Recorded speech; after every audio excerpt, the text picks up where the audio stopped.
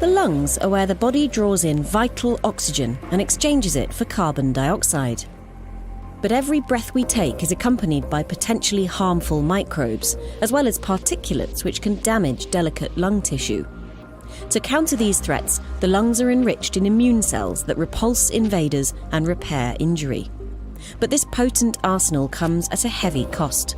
Overreactions or inappropriate responses result in diseases such as asthma.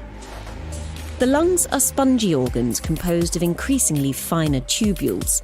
First comes the trachea and the bronchi.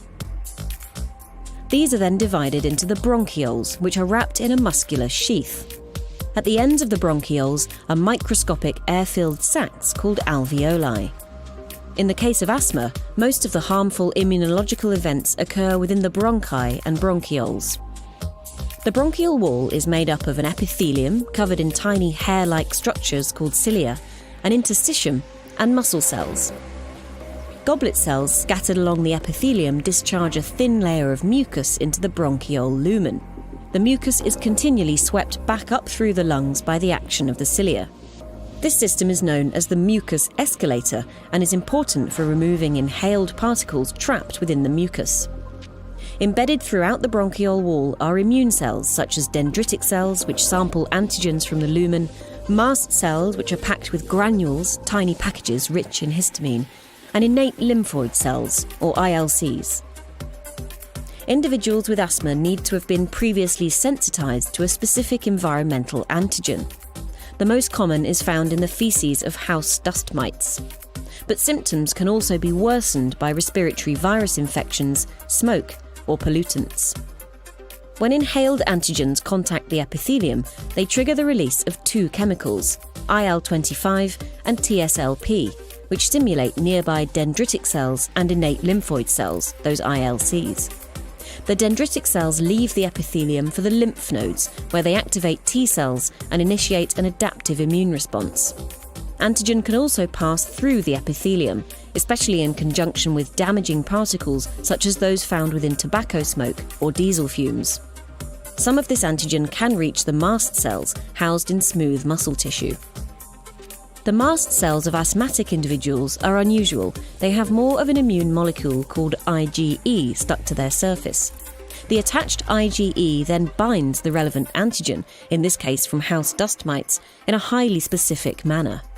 When an antigen gets bound to two IgE molecules, it signals the mast cell to degranulate and spill out the contents of the granules.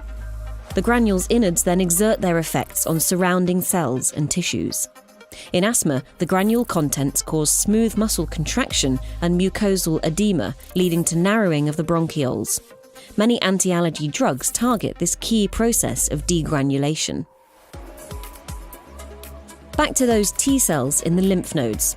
Once activated, T cells enter the interstitium and team up with ILCs to escalate the asthmatic response. They secrete chemical signals that recruit other immune cells, most critical of these being eosinophils. These cells play central roles in almost all allergic diseases. Eosinophils squeeze through the epithelium into the lumen and begin releasing their own inflammatory signals, including IL-5, IL-13, and platelet activating factor. Together, these act on goblet cells, causing them to ramp up production of mucus in a process known as goblet hyperplasia. By now, the victim is in the midst of an asthma attack.